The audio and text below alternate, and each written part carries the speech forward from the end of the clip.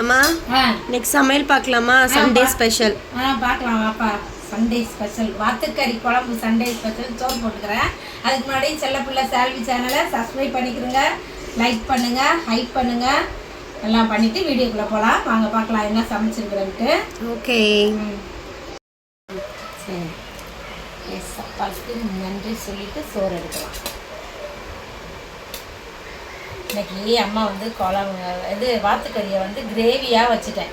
நல்லா பெரட்டி. போன முறை வந்து தண்ணியாக வச்சுருந்தேன்ல, இந்த மாதிரி சூப்பராக இருக்கா. கிரேவியாக வச்சுருக்கிறேன்.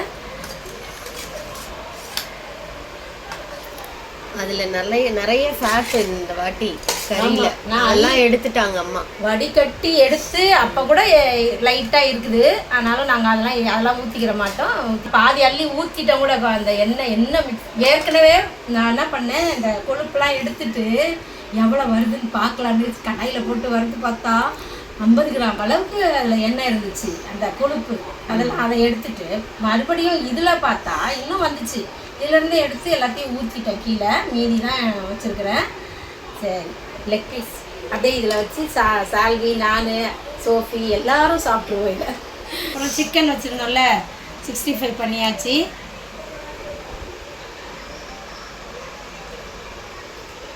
சிக்கன் விங்ஸ் வந்து எனக்கு ரொம்ப பிடிக்கும். ஆமாம். அப்புறம் இது என்ன தெரியுமா, இது வந்து சிக்கன்லாம் சாப்பிட்றோம்ல, அதனால வெஜிடபிள் சாப்பிட்றதுக்காக ஆனியன், சரி வெங்காயம், ஒருத்தவங்க சொன்னாங்க தமிழ்ல சொல்லுங்க அப்படின்ட்டு சொல்லுங்க. சரி, வெங்காயம், தக்காளி, கேரட்டு, கொத்தமல்லி, பச்சை மிளகா எல்லாம் போட்டு லெமன் கொஞ்சம் புழிஞ்சு அப்படி பிசைஞ்சு கொஞ்சம் உப்பு, லாஸ்ட்டாக உப்பு கை பிசைஞ்சு நல்லா கையில் பிசைஞ்சிடணும். அப்படி பிசைஞ்சிட்டு சாப்பிட்டு பாருங்களேன். ஒரு வாய் அப்படி லிக் பண்ணி பாருங்கள். சூப்பராக இருக்கும் இந்த சாலடு. இது மாதிரி செஞ்சு அப்பப்போ சாப்பிட்டுக்கலாம். இந்த இதுக்கு நல்லது.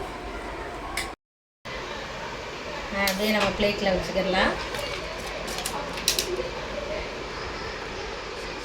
அப்புறம் ரசம் இருக்குது. ஏன்னா அது கிரேவியாக இருக்கிறதுனால ரசம் கொஞ்சம் ஊற்றி அப்படி சாப்பிட்டுக்கலாம். அது ரொம்ப நல்லது உடம்புக்கு. இந்த இது செஞ்சு சாப்பிட்டு பாருங்கள் எல்லாரும் மக்களை. சாலடு செஞ்சு பாருங்கள், சூப்பராக இருக்கும். சரி, இதான் இன்னைக்கு நம்ம வீட்டு சமையல். இன்னைக்கு பிறந்த நாள், திருநாள் கொண்டாடுற எல்லாருக்கும் வாழ்த்துக்கள் சொல்கிறேன், ப்ரேயர் பண்ணிக்கிறேன். எல்லாரும் சந்தோஷமா இருங்க. நாளைக்கு என்ன சமையல் நம்ம அடுத்த வீடியோவில் பார்க்கலாம். பாய்.